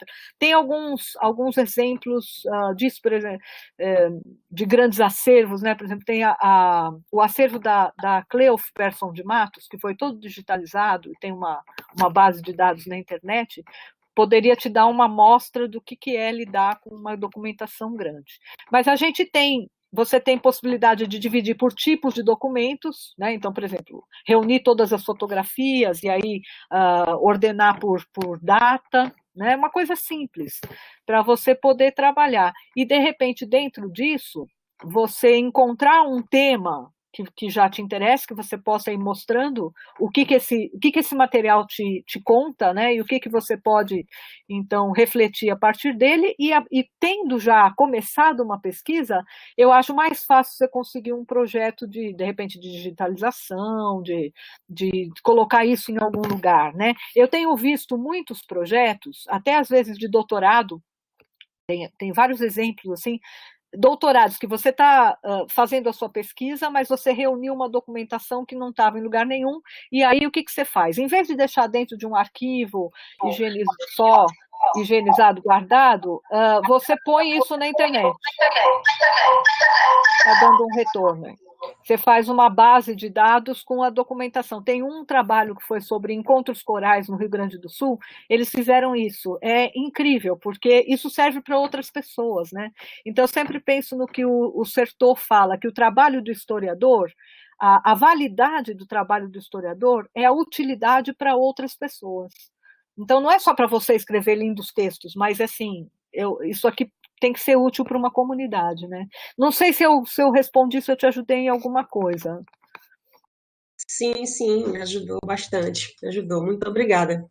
Aí eu falo não só de acervo, esse tipo que citei, de canto coral infantil, tem os corais adultos, a proposta seria fazer uma história do canto coral em Teresina. Sim, maravilhoso, maravilhoso. E, assim, pensa nisso, nessas bases de dados digitais, né? Eu recentemente assisti um seminário sobre um projeto que é uma ferramenta que chama Tainacon. Deixa eu ver.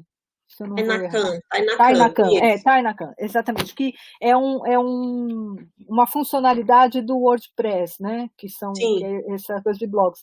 E eu vejo que a partir de uma ferramenta como essa, que é de uso livre, gratuito, etc., talvez pudesse organizar uma parte dessa documentação, e hoje em dia a gente sabe que o que está mais preservado é o que está mais aberto, né? E aí você não depende de um documento único, mas você tem pelo menos a reprodução daquilo e o conteúdo fica disponível para mais gente. Então, eu vejo que você já está informada aí.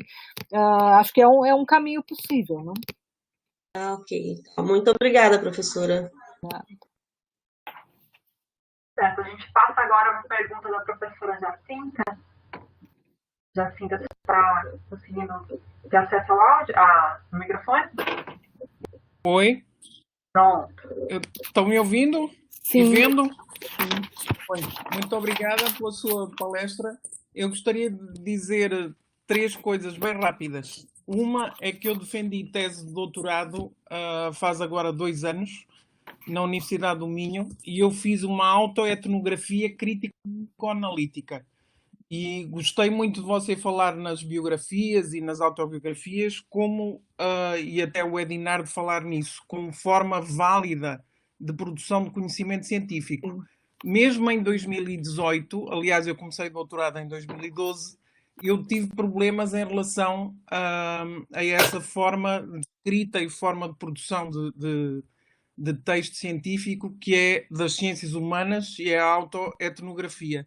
E não me deixaram fazer no Departamento de Música em Aveiro, e eu acabei por terminar o doutorado na Universidade do Minho, onde defendi a tese como autoproposta e tive nota máxima, sendo considerada das melhores teses de estudos culturais que já lá apareceram. Mas fiz nos estudos culturais, não fiz na música.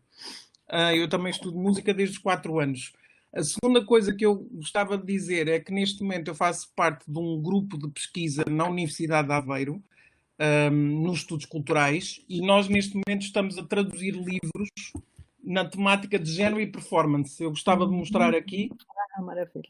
E gostava de referir algumas das autoras que nós traduzimos no primeiro volume. Nós vamos para o 4º volume neste momento. Donna Haraway, Judith Butler, Luce Irigaray, Monique Wittig, Simone de Beauvoir. Estas foram algumas das primeiras, e vamos no 4º volume. Gostaria de chamar a atenção que isto pode ser acedido gratuitamente no site dos estudos culturais. E uma terceira intervenção que eu gostava de lhe perguntar, Susana. Neste momento eu estou a entrar um pouco precisamente exatamente neste género e performance, mas ligado ao jazz, que é a minha área. E tenho lido alguns livros sobre isso, que o jazz é considerado uma música inclusiva, mas no fundo é apenas inclusiva a nível de raça. As mulheres foram, por exemplo, completamente ausentes da revista Downbeat, que é uma revista que existe há décadas e décadas, como músicas, mas apareciam imagens de mulheres sexuadas, sexualizadas, como objetos. E também a questão das bandas das mulheres nos anos 40 e 50 nos Estados Unidos, onde as mulheres se juntavam todas para fazer música, já que não conseguiam entrar no circuito normal. Mesmo essas bandas eram discriminadas. E normalmente as que se tornaram mais famosas eram de músicas todas brancas e fazendo música que não era considerada jazz a sério. Não sei se tem alguma comparação e se encontra alguma coisa no género no Brasil. Eu gostaria de saber se tem alguma ideia. E outra coisa que eu gostava de dizer é que as mulheres músicas como exceção, como uma música excepcional, uma mulher musicista excepcional, são integradas na narrativa masculina do jazz, como exceção, ou seja, não alterando em nada a narrativa que continua masculina e machista. Portanto, não basta pedir que as mulheres sejam incluídas no jazz, mas sim que a própria narrativa talvez mude de alguma forma. Não sei o que é que tem a dizer sobre isso. Nossa, muito obrigada. Prazer em te conhecer. Eu conheço a Universidade de Aveiro e a Universidade do Minho. Já estive nas duas. Muito interessante tudo que você fala. Eu vou começar pelo final, a questão do jazz. Eu particularmente, não trabalho muito com essa temática, mas isso que você falou agora, da narrativa masculina, né, e colocando as mulheres dentro dessa narrativa, me lembrou uma coisa, quando eu estava estudando essas mulheres da primeira metade do século XX no Brasil, eu encontrei uma pequena biografia, assim, num dicionário biográfico, né, de uma pianista, em que ela estava sendo elogiada. Então, o texto dizia mais ou menos o seguinte: temperamento másculo, sem afetação, e ia por aí, tá? Quer dizer, a valorização da mulher pianista é de que ela parecia um homem. Então, vai bem perto disso que você está falando, e com certeza essa questão da discriminação existe, e eu acho que é uma coisa que a gente tem que apontar, né? Eu tenho uma disciplina que eu vou dar no semestre que vem, na pós-graduação, que chama A Música como Discurso e os Discursos sobre Música. E também, numa das aulas, na última edição que eu dei, tinha um texto sobre a Carmen Miranda, era um texto sobre essa cantora popular, né, que foi vista como símbolo do Brasil exportação num determinado momento. E o texto era todo cheio dessa narrativa, tratando mesmo como um objeto e dentro de uma narrativa muito machista, mas incrivelmente machista. Eu levei o texto para os alunos lerem, para ver o que aparecia. E muitos começaram a discutir as questões musicais da carreira que apareciam lá e não se davam conta dessa narrativa. Quer dizer, não pararam para observar isso. Aí eles foram comentando, eu fui sim comentando tudo que estava, os referentes, né, que estavam lá, através tudo, só isso já... Então, analisamos tudo? Acho que analisamos tudo. Eu falei, não ocorreu para vocês esse discurso machista? Aí alguém falou, eu tinha reparado, mas achei que não era o caso de dizer. E aí entrou, então, numa discussão já sobre a construção do discurso, né? Então, acho que o que a gente tem que fazer, além da performance, de continuar na performance, claro, é realmente discutir a construção dos discursos, né? Eu não tenho muita informação sobre bandas que trabalham com jazz, mas eu vou ficar atenta, e se eu tiver, eu vou mandar para você, tá? Agora, sobre a questão, acho que o microfone acho que está desligado, Jacinta. Eu não me estaria referindo a bandas de jazz, estaria-me referindo às mulheres na música. Mulheres já agora também acrescento que tenho visto vários artigos que dizem, por exemplo, playing like a man. Sim. Ou seja, a mulher é tão boa música de jazz quanto mais ela tocar como um homem. Exatamente, isso a gente tem que realmente desconstruir, né? Não, mas ótimo, vou ficar atenta a isso. Sobre a questão da autoetnografia como produção, né? Com certeza ainda há muita resistência, né? É curioso às vezes que claro, eu gosto de trabalhar, sempre falei, essa interface entre a história da educação e a musicologia, e também os estudos culturais, né? História cultural, estudos culturais. Eu trabalho nessa linha de pesquisa, né? E eu vejo que existe, sim, bastante resistência, mas a forma de vencer essa resistência, eu acho que tem que ser, sempre quando algum aluno vai por exemplo, eu tenho alunos que foram para questões, às vezes incluindo a própria produção dentro de uma pesquisa, tal, e isso pode ser rejeitado por uma parte dura e fria do ambiente musical acadêmico que vai julgar os trabalhos. Então, quando a gente opta por um caminho como esse, ou da autoetnografia, a gente tem também vários exemplos sendo feitos lá na nossa universidade, o que eu digo? A gente tem que ser muito forte teoricamente e metodologicamente. Então, claro, você tem que se ancorar, né, que com certeza você fez, né, desses estudos críticos e dessa ideia da pesquisa qualitativa, né, acho que em primeiro lugar isso, né, quer dizer, a defesa da pesquisa qualitativa como produção, né. E dentro disso, e claro, a gente vai, quanto mais trabalhos, inclusive eu vou ler o seu, está disponível em algum lugar? Está disponível na Uminho, eu também editei em livro. Ótimo. Mas eu vou disponibilizar em PDF na UFPI, porque só tem o livro físico na UFPI. Eu então, vou disponibilizar em PDF.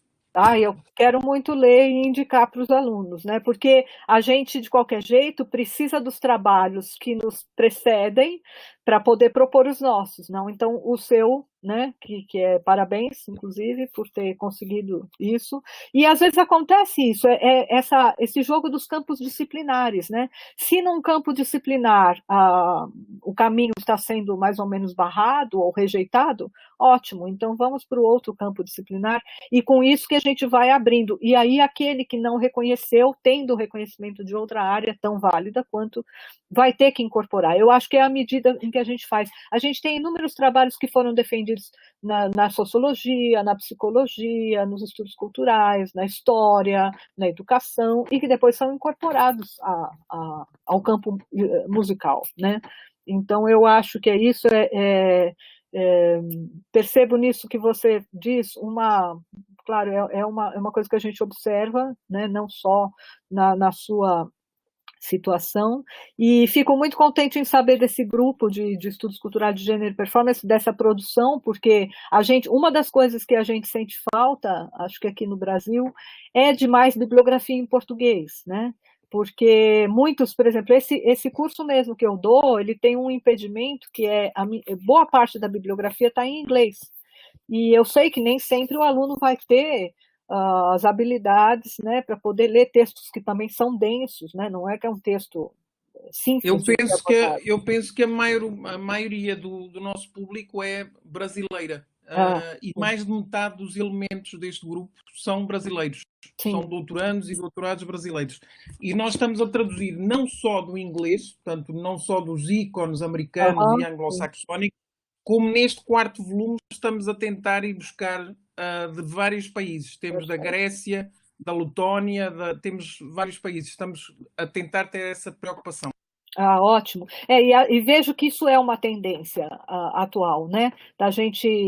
Nós podemos, assim, às vezes dentro de uma instituição são poucas pessoas no matemática, mas com essa rede de colaboração internacional, a gente consegue ampliar e fazer essas temáticas chegarem mais longe, né? Então, parabéns pelo trabalho, vou querer ler muito isso, e o que eu diria é isso, acho que a gente tem que fazer essa defesa e ser muito forte metodologicamente. Vamos passar agora para a pergunta da Márcia, que é a próxima inscrita. Márcia, você está conseguindo liberar o microfone?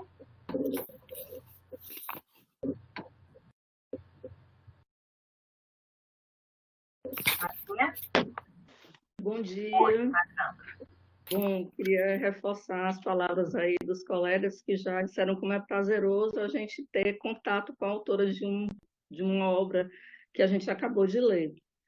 A minha pergunta, professora, é justamente sobre o seu capítulo, no título que é Educação pela Música e para a Música, do livro dos Sons da Outrora. Porque, em determinado momento, a senhora fala sobre índice de civilização e também discute sobre o perfil do professor de música. Eu gostaria de saber um pouco... do outro lado, qual seria o perfil do aluno de música nesse recorte que a senhora trabalhou em relação a esse aspecto de ser a música algo que confere esse índice civilizatório e como, diante disso, esse aluno, por exemplo, de coral, como é que ele faria para se consolidar como profissional no seu recorte e adiante? Como é que um aluno de coral que abraça essa, eu diria, como profissão de coralista, como é que ele se faz reconhecido diante desse papel tão civilizatório que a música parece conter? Obrigada. Eu falei para o Ednardo que eu fui até buscar o livro, falei, de repente alguém me pergunta alguma coisa, eu não lembro. Mas acho muito interessante essa sua pergunta, porque falando das narrativas, né, a Jacinta comentou essa questão da música, a mulher na performance musical, e a questão do canto coral também tem alguns problemas de narrativa aí, né? Então, talvez até pelo fato da gente ter tido esse projeto tão grande do canto coral ligado à escola, e a gente sabe que os resultados foram desiguais, né? Dentro dessa massificação de ensino, que era lugares que tinham um bom resultado musical com esses corais, e outros que nem tanto, né? Tinha a prática lá, isso deve ter tido uma função importante para as pessoas, mas tem relatos também de gente dizendo que não gostava das aulas de coral, que não era bonito, que não era prazeroso, que o professor era muito duro, exigente. Então, voltando àquela ideia que eu falei que nem tudo é só harmonia, também a gente tem isso. E talvez por essa história toda, eu me lembro quando eu comecei a trabalhar com coral, que muitas vezes eu vi gente se referindo a coral, você não é cantor de ópera, você trabalha com coral, mas aí não é orquestra. Coralista é porque ele não toca um instrumento. Então, é muito importante essa sua pergunta, né? Como é que o aluno de coral se faz reconhecido, né? E eu acho que se faz reconhecido por uma valorização que a gente faz em coletividade, né? E em alguns ambientes, em algumas situações, em algumas cidades, ser o coralista do coral é sim um trabalho, conhecimento, em outros, né? Então, eu acho que justamente aí tem um espaço para pesquisar, né? Por que é valorizado ou não é valorizado? Ou que hierarquização que está sendo colocada, que de repente ser um aluno de coral, você é menos do que um aluno de instrumento, por exemplo. E a gente vê, por exemplo, existiram projetos mais recentes, né, em que você tinha, para os mesmos alunos, o ensino do canto coral e o ensino do instrumento. Eles trazem coisas diferentes, né, e complementares.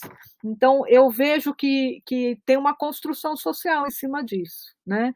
E o canto coral, pelo fato de que ele pode ser uma atividade muito barata, quer dizer, o que você precisa? Não vamos falar em tempos de pandemia, porque mudou tudo, né? Mas vamos pensar até 2019. Qual era a imagem que a gente tinha de um coral? Bom, você precisa de uma pessoa para ser o maestro ali, né? E você precisa de pessoas com vontade de cantar. Elas não precisam nem, na verdade, ter requisito anterior nenhum. Nunca cantou, não faz mal. O professor vai lá e vai fazer aquela pessoa sair do lugar e produzir alguma coisa. Em termos de equipamentos, o que você precisa? Uma sala, né? De preferência algum instrumento, mas se não tiver um piano acústico, pode ser um teclado. Se não for um teclado bom, pode ser um teclado pequenininho, pode ser um violão, alguma coisa que dê uma base harmônica e pronto. Na verdade, os corais muito estruturados não são assim. Tem o regente, vai ter um piano, sim, às vezes tem uma equipe, tem um professor para trabalhar a questão do canto, você tem auxiliares, né, para poder ensinar as melodias individualmente. Então, não é que canto coral não possa ser uma estrutura grande, forte, né, mas em geral ele é mesmo, se você for comparar com o que é montar uma orquestra, uma banda de música, é uma atividade barata. E o fato de ser barato, em vez de ser valorizado, como já foi em outros momentos e é em outros lugares, é às vezes um fator de desvalorização, né? Então eu vejo tudo isso nessa questão que eu percebo claramente. Muitas vezes você não é reconhecido como coralista porque a atividade é vista como uma atividade menor, né? E então não sei se respondo a sua pergunta, mas eu acho que é por aí que dá para a gente pensar. E tentando, também pensando agora na construção desse discurso, né, de pegar esses pontos, quando que é valorizado e por quê, e quando que é desvalorizado e por quê, para ver o que está em jogo, né, o que está fazendo essa valorização ou desvalorização. Respondi mais ou menos? Sim, me ajudou bastante a pensar. Obrigada. Obrigada. Nós não temos mais nenhum inscrito para fazer perguntas. Eu queria saber, alguém ainda tem alguma pergunta para fazer para a professora Suzana? A princípio, não.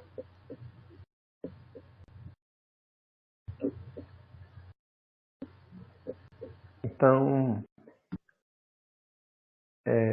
eu quero agradecer a Suzana pela participação aí, foi muito interessante.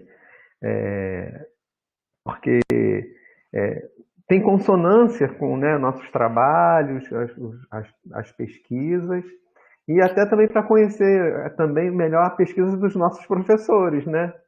Então é um momento bacana que além do núcleo, a gente também congregou aí os professores.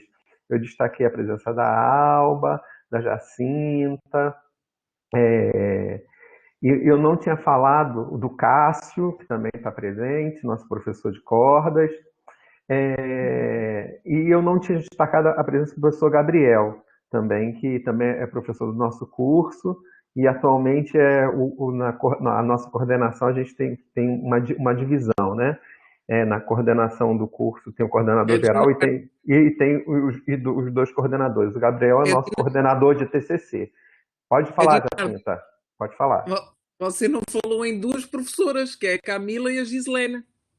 Só Sim. Porque elas são duas orientandas. É verdade. Eu não seria nada essa sem história elas. de ver todo mundo na tela, né? É difícil a gente dar conta de todo mundo que está na reunião. Pois é, não, eu quero destacar então a presença da professora Camila, que é professora de flauta doce e educação musical também. Ela é minha orientanda de doutorado, também faz parte do currículo dela, isso, né? Mas ela chegou muito bem preparada, né? Ela fez um mestrado na URGS, né?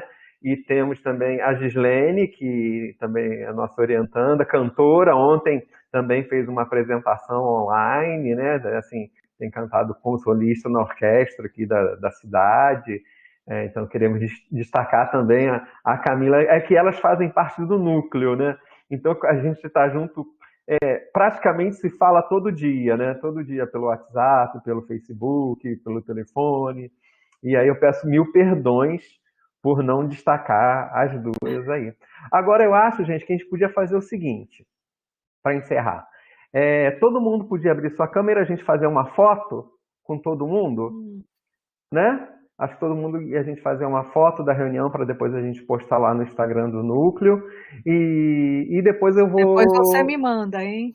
Tá, mando sim. Vamos fazer a foto? Todo mundo abrir a sua câmera e a gente fazer a foto com todos.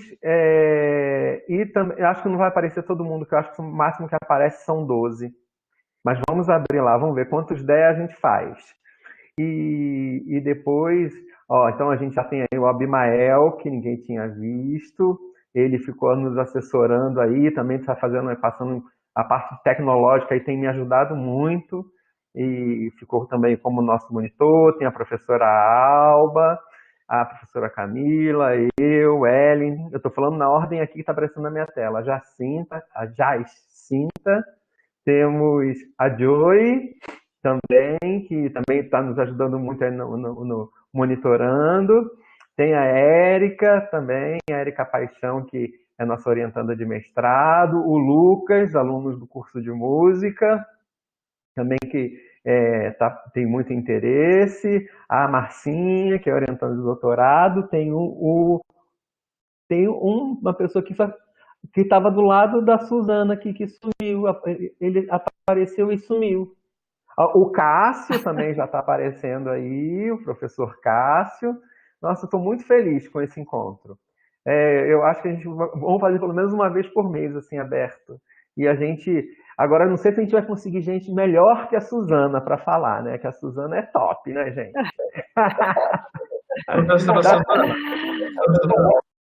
O Juniel apareceu agora aqui também. Avisa quando for tirar foto, hein? Agora. Eu vou fazer o print na tela aqui. Um momento, vamos lá, vamos sorrir.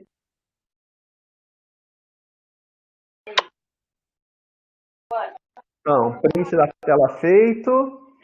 Juniel defendeu agora a dissertação dele de mestrado, fez sobre a história da escola de música. Parabéns! E a gente se inspirou um pouco no seu título, que dele ele botou Entre Palcos e Salas.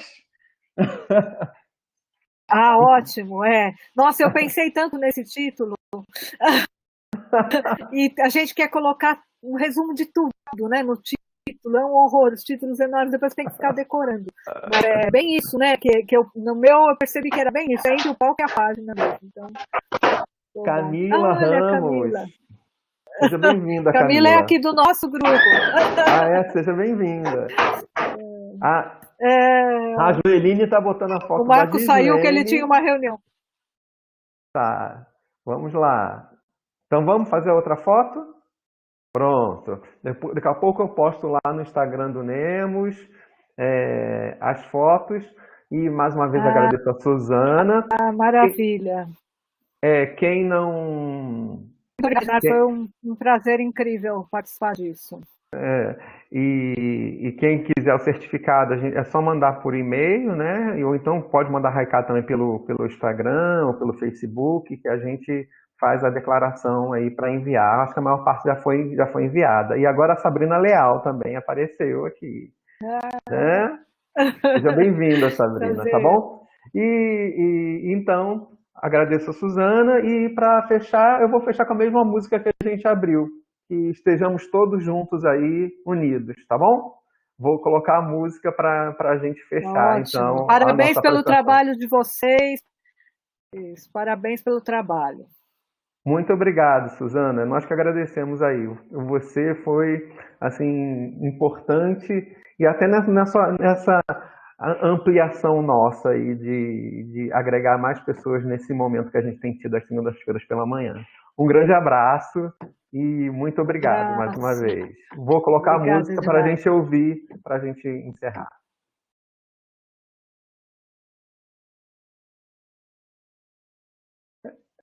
Agradeço aí a presença de todos e que tenhamos aí uma semana bastante produtiva. E assim a gente termina aí o nosso encontro de hoje. Um grande abraço para todos.